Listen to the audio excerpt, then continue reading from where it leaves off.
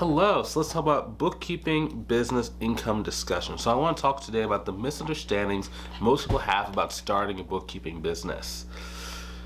So, number one, today we're just going to go over some common misunderstandings that cause people to actually stay stuck a lot longer than what they do.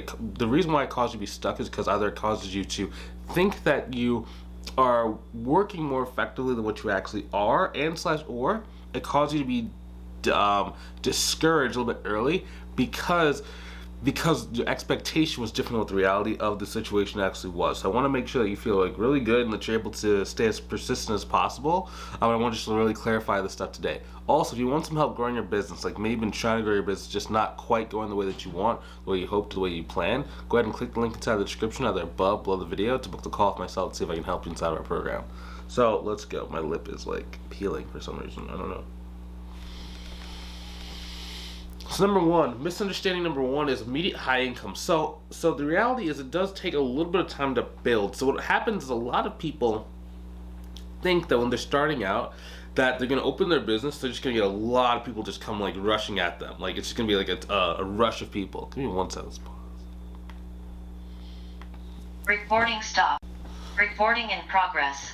Hey, so back to what we were saying. I had to go get a drink of water. Like my mouth, I was super dehydrated for a second. So the reality is, it's not going to happen overnight. Generally, what happens with the students in our mentorship program, like this, I could be leading to something like the misunderstanding. It's not that the students are getting 20, 30, 40 clients in like the first 60 days.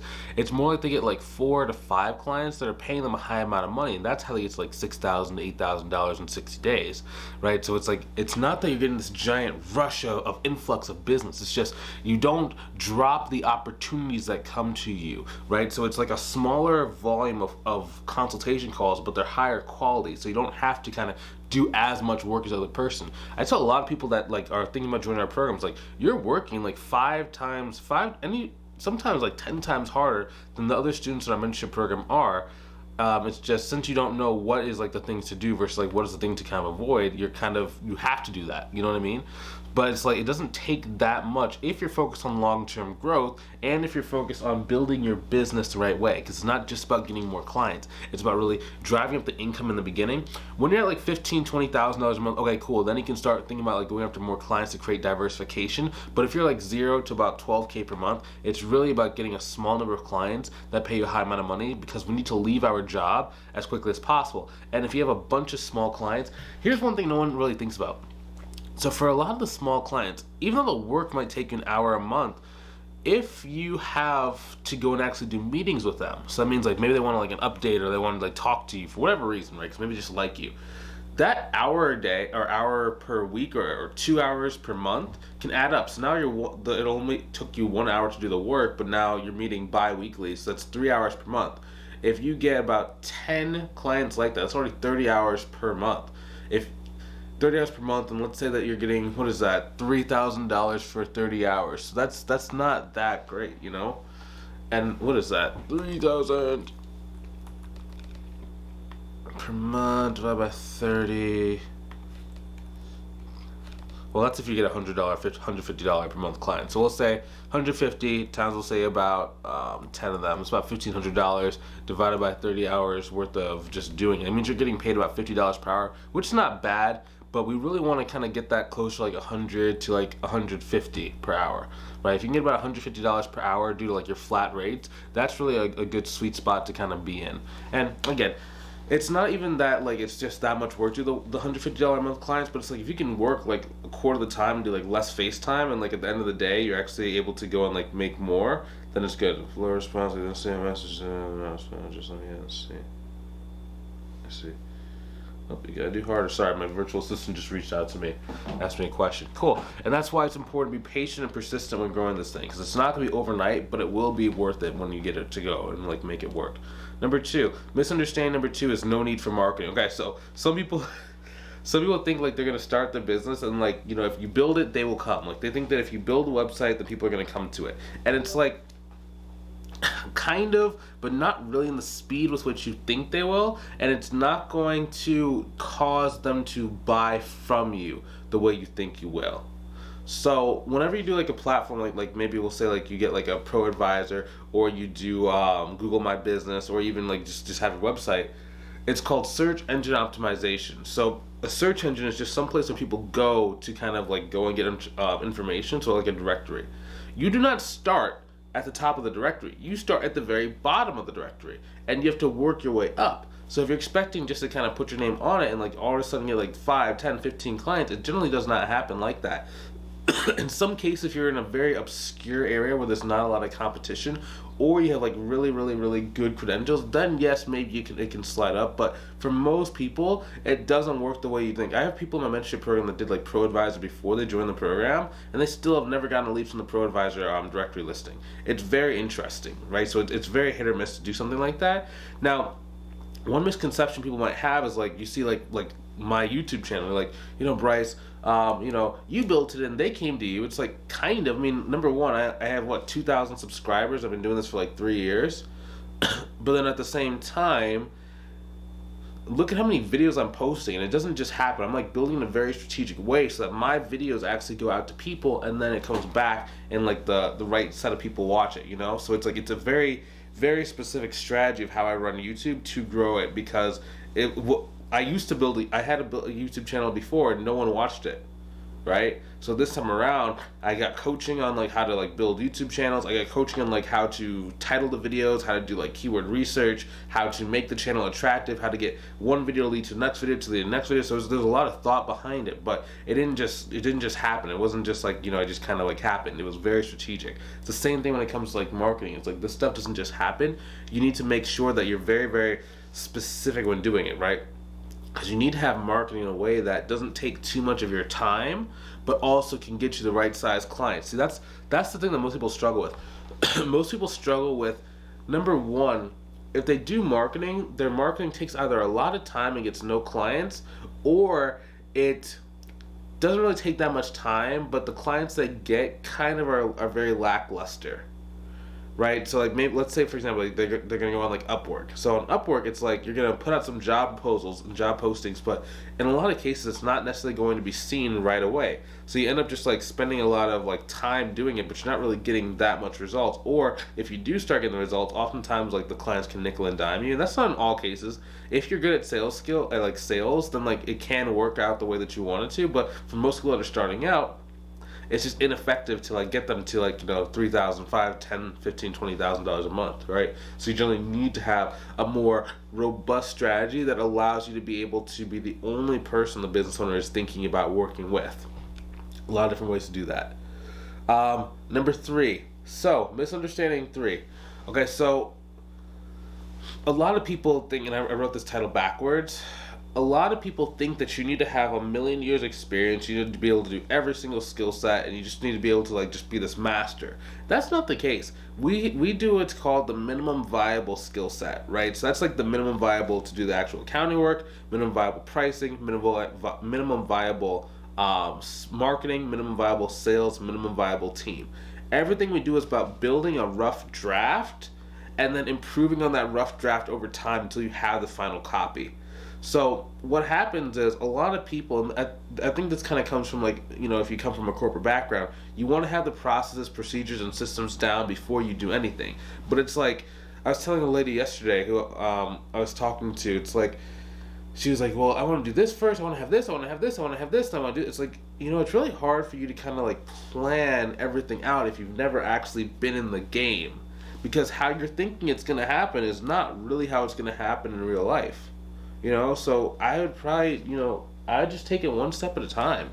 And like the person wasn't inside of our mentorship program yet, so it's like, they don't really know what they're doing. So I was just giving like a little bit of just like a piece of advice. I'm just like, yeah, it's okay to be imperfect. Like, it's okay to get your first client before you have your onboarding process down. Like literally, for my first client, like I would literally was like, I didn't have a contract template, so I had to like go find one on Google and then like go make it like in like 5-10 minutes and scrape it together, send it to them, and I had to like learn how to use like DocuSign, and then I had to go figure out like a payment processor, right? So I used like QuickBooks for the first one, and then like it was a mess, but it worked. Same thing with the second client, the third client. Like it was not perfect by any means, right? But it's like that's how you got to get in the game.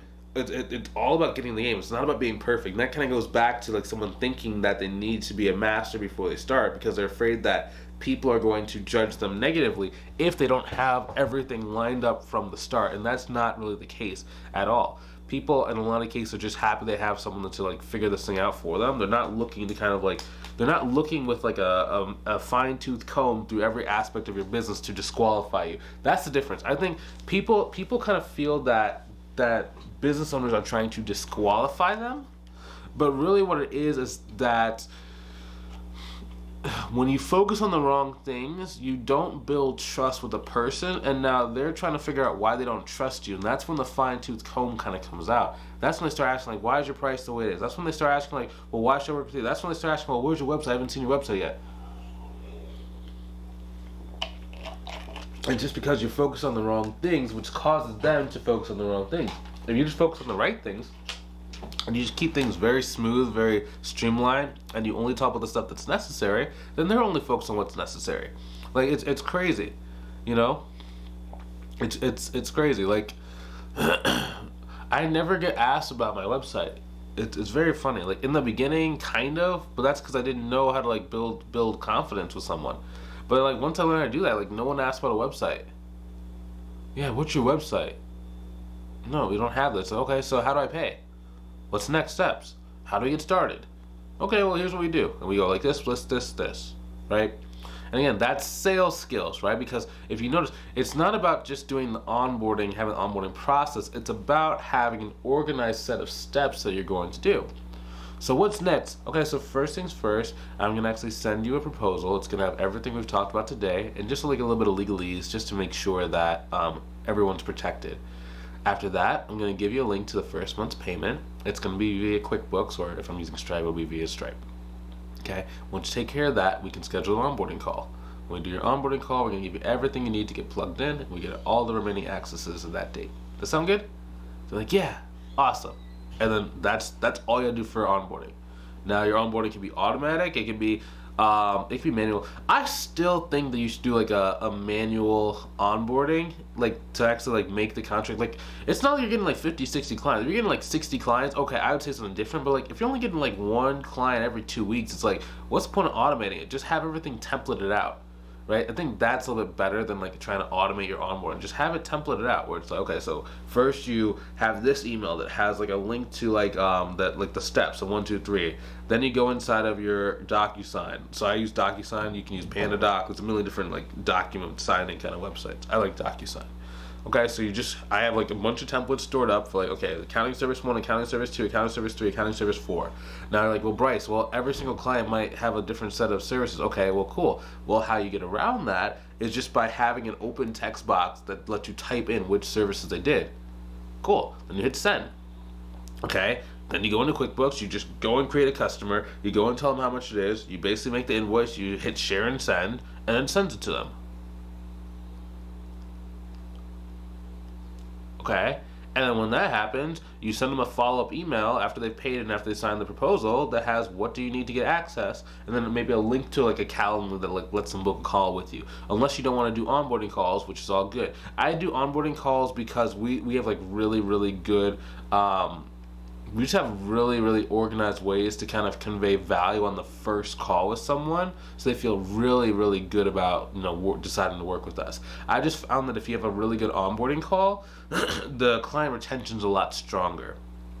Now, you don't have to have one. Like, if you don't like talking to people, you don't really have to have one. You could even make a video of like you going through like what are all the most important parts.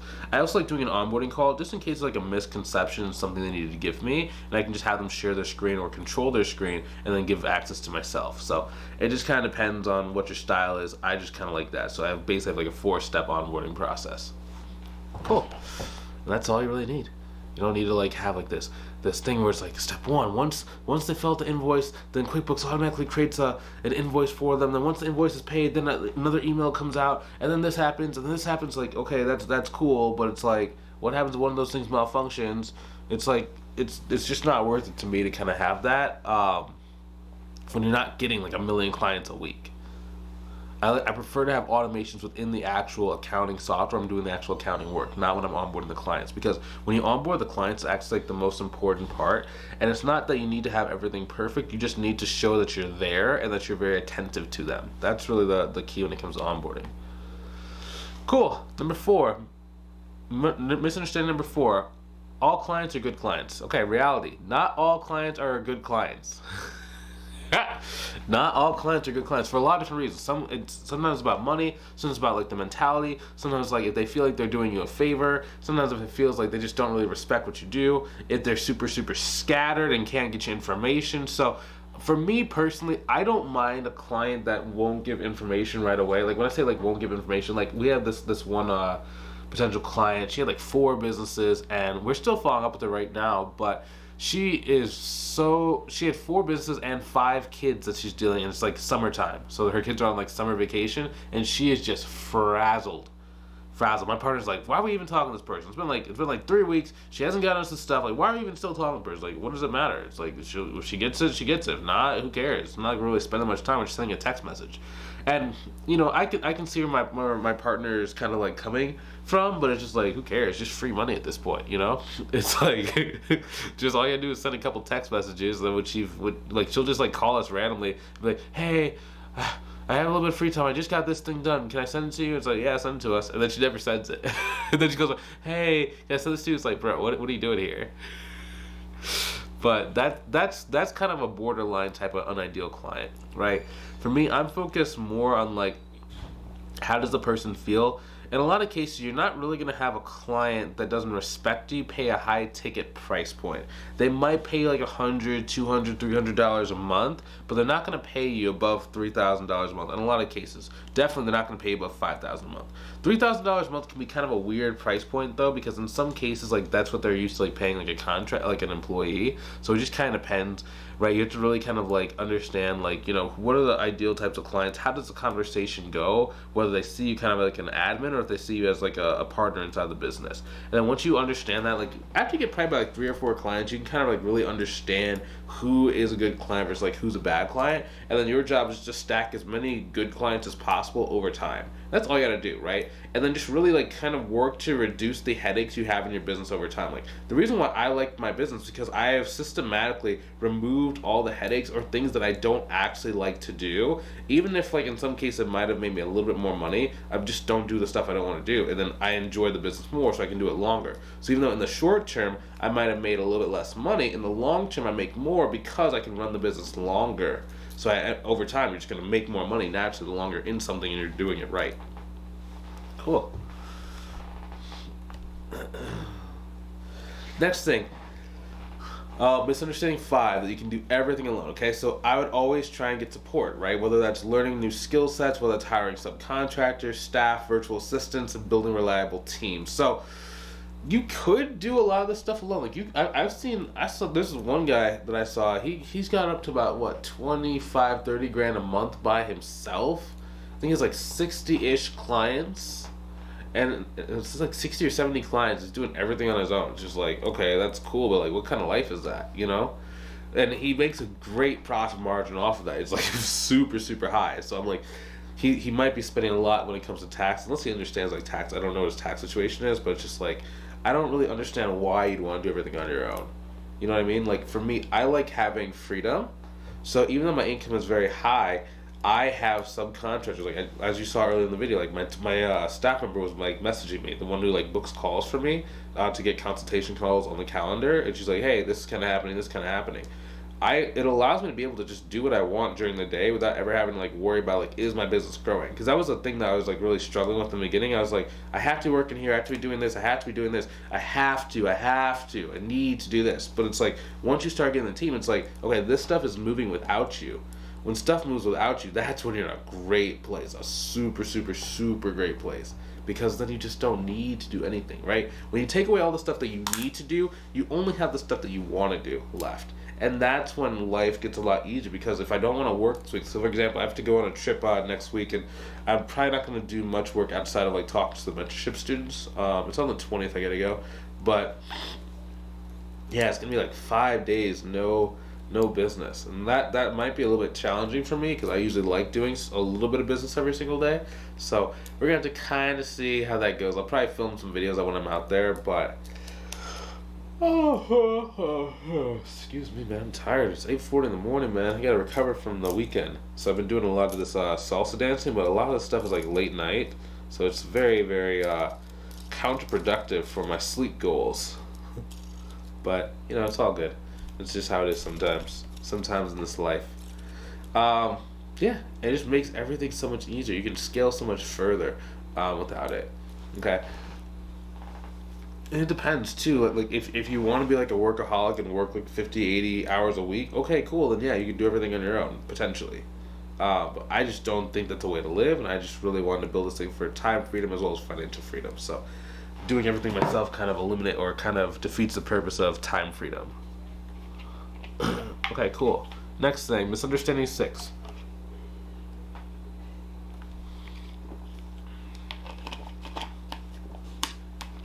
Okay, so fixed pricing. So a lot of people, what happens is like they might have on their website like 150 gold, or it's like bronze package 150. Next package is like 300. Package after that is like $1,500, and it's like or it says like starting at $1,500, and I'm like that sounds good in theory, but it's very hard for you to get a business owner to go to the $1,500 price point and understand that it's starting at $1,500, because all I see is $1,500.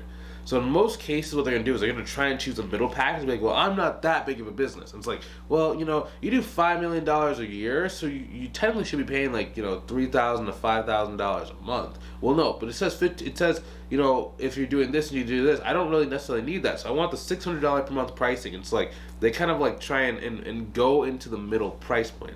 Right, which is not bad if your middle price point is correct, but most of the time it's not. So you need to be able to like build packages that are very flexible to the individual.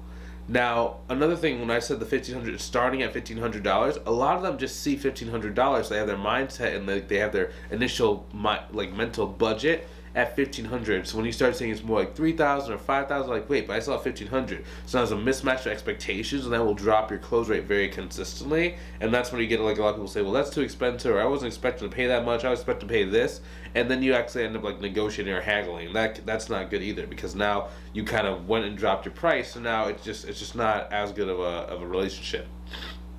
Next thing, I always build based on the value and the scope of work. So I use scope of work to understand exactly what the value is worth. Then I use the revenue, percentage of revenue, to see how likely someone is to actually want to work with me. And then I'm also looking at like what are our labor costs. I'm also looking at how much time this thing takes. So there's about like 7 to about 8 different criteria you can use to price out your services. I like using a mixture of like 7 of them to really understand like how in line we are. So like, people ask like, well, how do you, because in our program we give like pricing calculator tools, and like, well, how do you know pricing? How are you so accurate with pricing, Bryce? And I'm like, I'm accurate with pricing because I'm using so many different like methodologies and factors inside of it that it all kind of co-aligns, right? And when I see like it lines up like that, then it's just like, okay, well, this is the right price. And it just makes things a lot easier for you, right? And that's why you get like value-based pricing.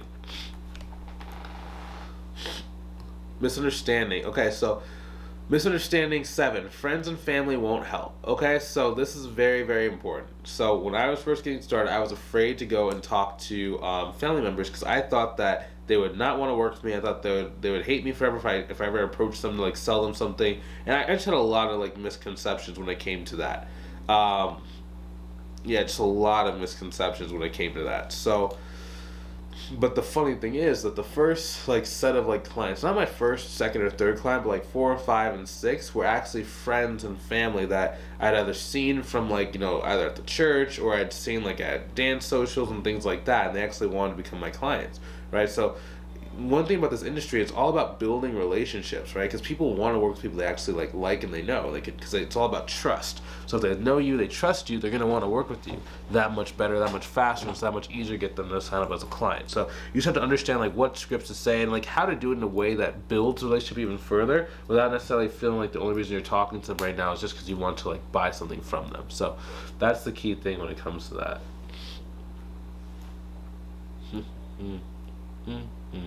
Next thing, no need for systems. So I like systems. I like doing people more than systems, if I'm being honest with you. It's just that people can be a little bit more expensive, depending what it is. Now, I am always focused on, if I'm going to bring someone on, the revenue per person needs to go up.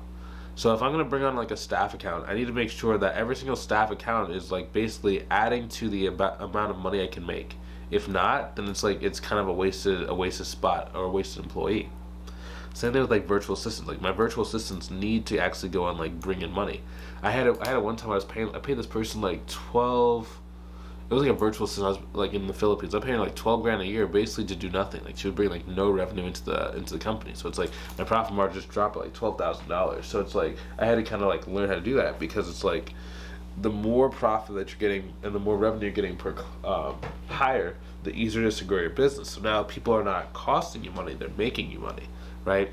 So in the beginning, though, more cost-effective method is just really understand like systems. So there's like workflows inside of QuickBooks. There's also what's called book review, which is kind of like an AI book review inside of QuickBooks, and it's really pretty helpful if you understand how to use it properly. I'm really looking forward to like seeing the updates with like ChatGPT and different things like that. And these different like software that can just go through and like run it. We have like students in our program that are like experimenting with like using ChatGPT for both bookkeeping, tax planning, and to do cleanup. So it's really quite interesting to see this space. Like some people talk about like, is AI gonna like replace accountants and bookkeepers? Like I don't. It will make maybe like in 30, 40 years. Okay, yeah.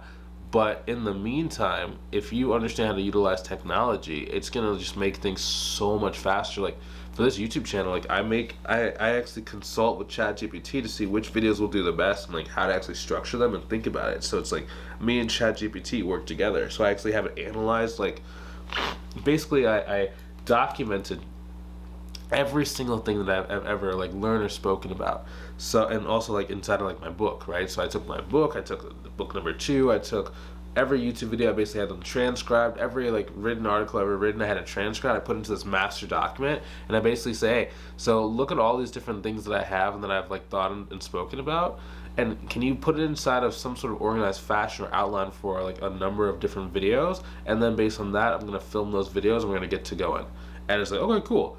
And it just like it makes the thought process of the video so much faster, so I can like line up like 20-30 videos very, very quickly just by doing that. So it's been very, very cool to kind of see that happening and just see that in action. So I can't imagine how much better it's going to be when I'm doing like accounting services and using that.